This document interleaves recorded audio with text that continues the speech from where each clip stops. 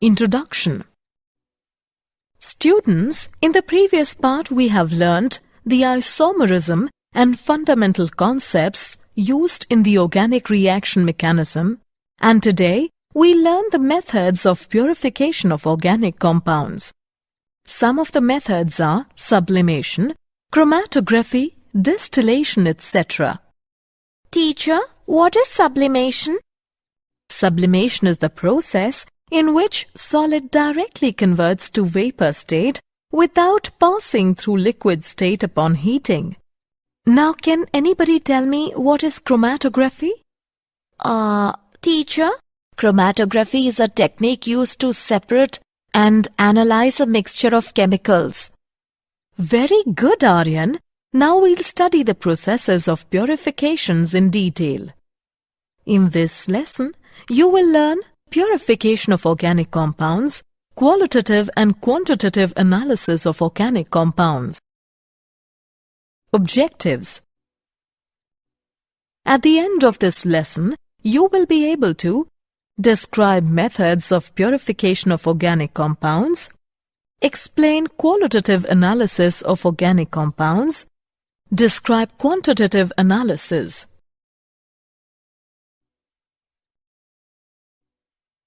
Methods of purification of organic compounds. The various methods for the purification of organic compounds are sublimation, crystallization, distillation, differential extraction, and chromatography. Sublimation.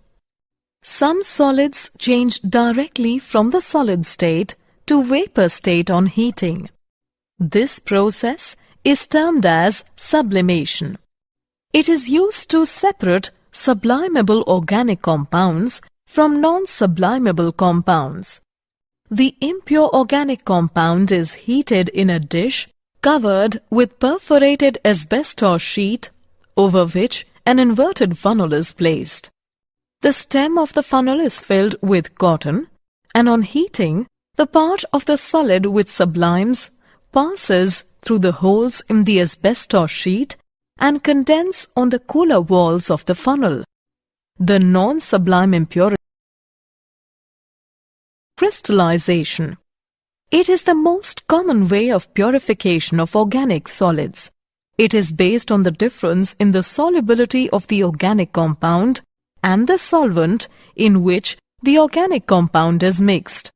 The impure substance is in powder form and then heated with the solvent in a flask.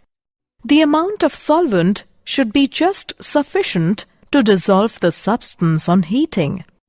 The hot saturated solution is then filtered with the hot water funnel. The hot water circulated in the outer funnel keeps the solution hot, and crystals cannot be formed in the funnel itself. The hot filtrate is cooled in the beaker and large crystals are obtained, and then the crystals are separated from the filtrate by means of filtration. Distillation. Distillation is a method for purifying liquids and separating mixtures of liquids into their individual components. On heating the liquid mixture in a flask, the components in the liquid which have low boiling point start vaporizing. The vapors are condensed in the condenser and the resulting liquid is collected in a receiver.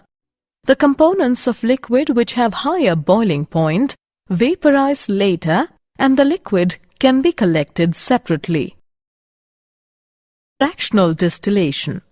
When the boiling points of the two liquids are very close, then simple distillation does not work. In that case, a fractionating column is used, which is long tube provides obstructions to the passage of the vapors upwards and to the passage of liquid downwards. The mixture of liquids A and B with 370 Kelvin and 380 Kelvin respectively boiling points is present in the flask. On heating the flask, the vapors obtained are more of A and less of B, As the vapors rise up in the fractionating column, the partially condensed liquid flows down. The vapors of B condense faster as compared to A, and the vapors moving up richer in A. The condensed liquid flowing down strikes the vapor and it consumes molecules of B. This process is repeated throughout the fractionating column, due to which the vapors escaping through the top of the column are almost of A and the liquid left in the flask almost of B. Distillation under reduced pressure. This process is used if the liquid has a tendency to decompose near its boiling point. The main neck of the flask is fitted with long capillary tube and the side neck fitted with thermometer. This side tube is connected to a condenser which is connected to the receiver at the other end. The receiver is connected to a pump which reduces the pressure. Under reduced pressure, the liquid will boil at a low temperature and the temperature of decomposition will not be reached. For example, glycerol boils with decomposition at 563 Kelvin, but if the pressure is reduced to 12 millimeters, it boils at 453 Kelvin without decomposition. Steam distillation. This method is used to separate the substances which are steam volatile and insoluble in water. This method based on the fact that a liquid boils at a temperature when its vapor pressure becomes equal to the atmospheric pressure, and the vapor pressure of a mixture of two immiscible liquids is equal to the sum of the vapor pressures of the individual liquids. Steam is continuously passed through the compound which is required to be distilled. Steam heats the liquid and also condenses to water. After some time, the mixture of water and liquid starts boiling because the vapor pressure of the mixture becomes equal to the atmospheric pressure. The temperature at the instant is lower than the boiling point of the substance or that of water. The mixture of liquid and water is condensed and collected in a receiver which can be easily separated. Differential extraction. When organic compound is present in aqueous solution, then the organic compound is extracted by using a solvent in which organic compound is more soluble than water and the solvent is not miscible with water. If the organic compound is less soluble in a given solvent, then a very large quantity of solvent is required to extract a very small quantity of the compound. This technique is known as continuous extraction. Chromatography. Chromatography is a technique used to separate the components of a mixture to identify organic substances and examine their purity. Classification of chromatography. Adsorption chromatography, partition chromatography. Adsorption chromatography. Adsorption chromatography is based on differential absorption, that is, different compounds are absorbed on adsorbent such as solid, SiO2 gel or Al2O3 to different extent. Based on differential adsorption, there are two types: column chromatography and thin layer chromatography. Column chromatography. It is the process in which the mixture of various components, when passed through a column containing an adsorbent such as starch or charcoal, the different substances are absorbed to different degrees and thus they can be separated with the help of suitable solvent called eluent. Thin layer chromatography.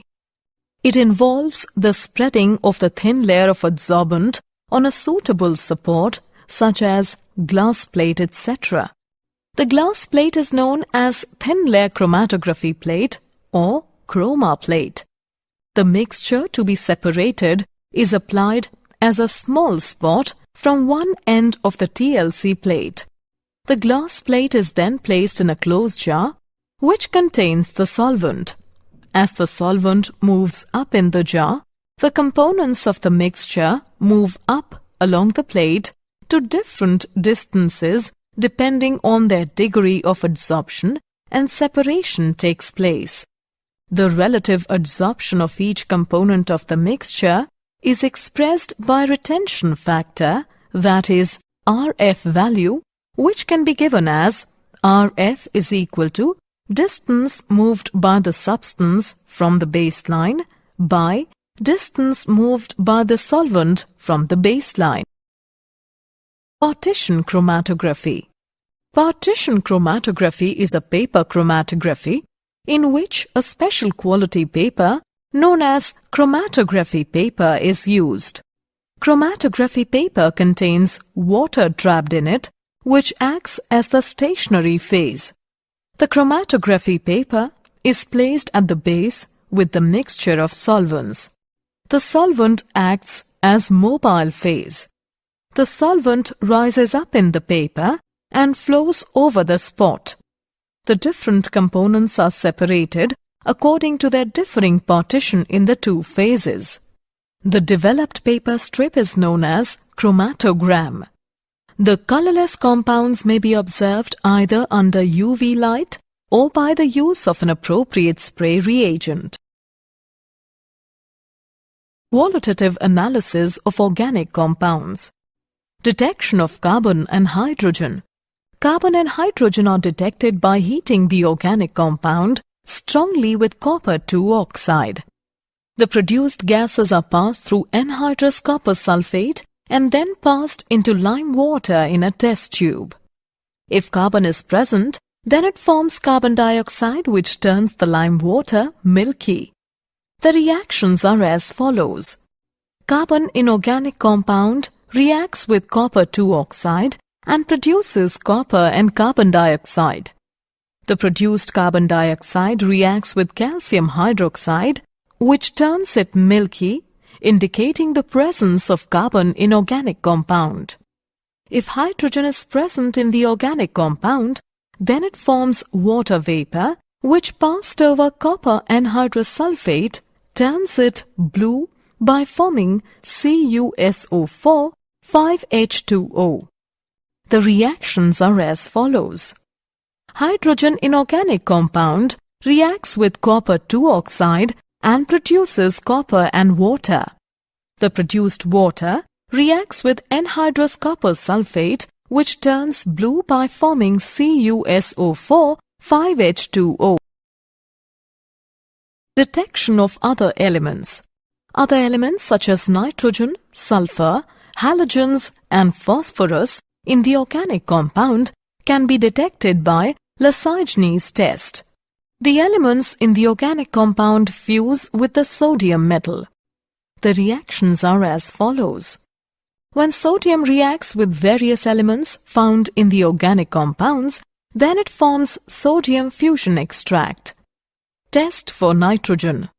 On addition of ferrous sulfate to sodium extract, that is sodium cyanide, it produces sodium ferrocyanide. The ferric ions generated during the process react with ferrocyanide to form blue precipitate of ferric ferrocyanide. Test for sulfur. If sulfur is present in the organic compound, then it can be identified by the reaction of sodium fusion, that is sodium sulfide Na2S with sodium nitroprusside. Then, violet color indicates the presence of sulfur. Test for halogens. The presence of halogens is tested by acidifying a portion of sodium extract, that is NaX, with dilute nitric acid and adding silver nitrate. If a white precipitate is formed which is soluble in ammonium hydroxide, it indicates the presence of chlorine. If a yellow precipitate is formed which is sparingly soluble in ammonium hydroxide, it indicates the presence of bromine. If the formed yellow precipitate is insoluble in ammonium hydroxide, then it shows the presence of iodine. If nitrogen or sulfur has been detected, the solution must be boiled for a couple of minutes to expel HCN and H2S, which interfere with the test. Test for phosphorus. The presence of phosphorus can be detected by fusing the organic compound with sodium peroxide. The formed solution is treated with concentrated HNO3 and an excess solution of ammonium molybdate is added. A yellow precipitate indicates the presence of phosphorus. Quantitative analysis. Carbon and hydrogen. A sample of organic compound is heated to 700 degrees Celsius in a steam of pure dry oxygen and in the presence of copper-2 oxide. The hydrogen is oxidized to water and carbon to carbon dioxide. The amount of water produced is determined by passing it through anhydrous calcium chloride, and carbon dioxide is determined by passing it through solution of potassium hydroxide. The mass of hydrogen present in sample of organic compound will be 1/9, the increase in mass of the calcium chloride, and the mass of carbon will be 3/11, the increase in mass of the potassium hydroxide. Nitrogen. There are two ways for estimation of nitrogen: Dumas method and Geldel's method. Dumas method. A known mass of organic compound is heated with copper oxide in the atmosphere of carbon dioxide. Under these conditions, carbon and hydrogen are oxidized to carbon dioxide and water respectively, and nitrogen is set free. If any oxide of nitrogen is formed, it is reduced back to nitrogen by hot reduced copper. The gases produced are passed from potassium hydroxide solution through furnace. Potassium hydroxide absorbs carbon dioxide and nitrogen is collected in the upper portion of the tube. Percentage of nitrogen in organic compound whose mass is m, Gm is 28 into V into 100 divided by 22,400 into m, where V is the volume of nitrogen at STP. Geldel's method. In Geldel's method, nitrogen is estimated by ammonia gas.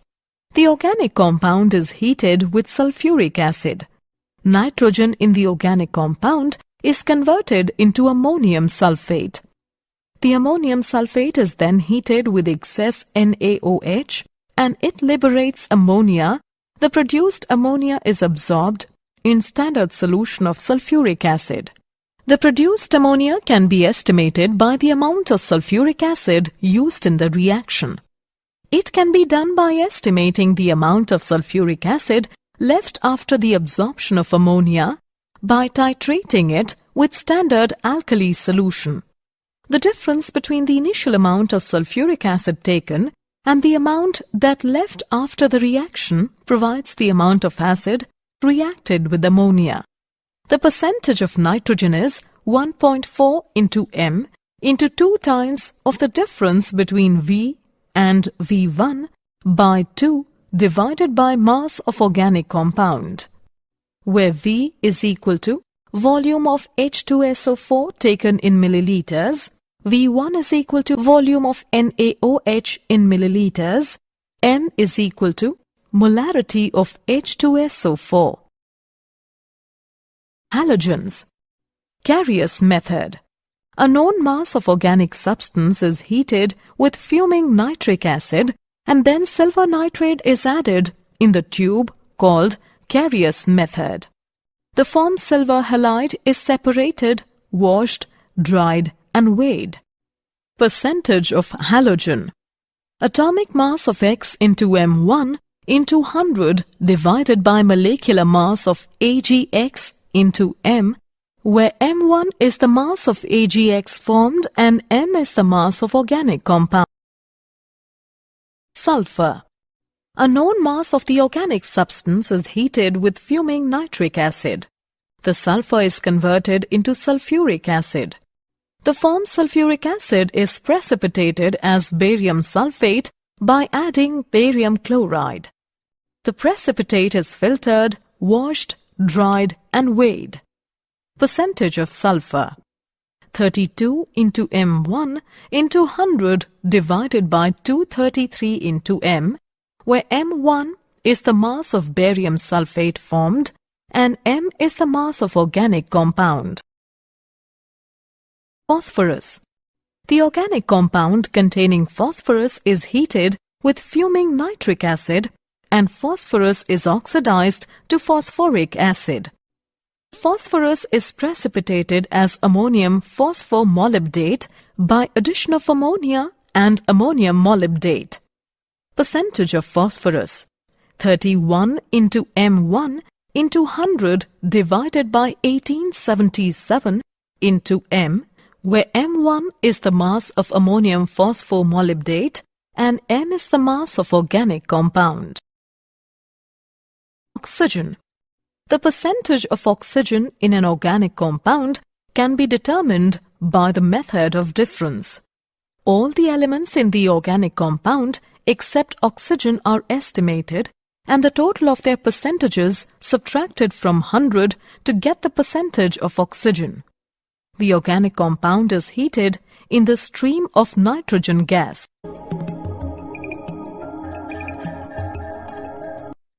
The formed mixture of gases is passed through red-hot coke and oxygen gas is converted into carbon monoxide.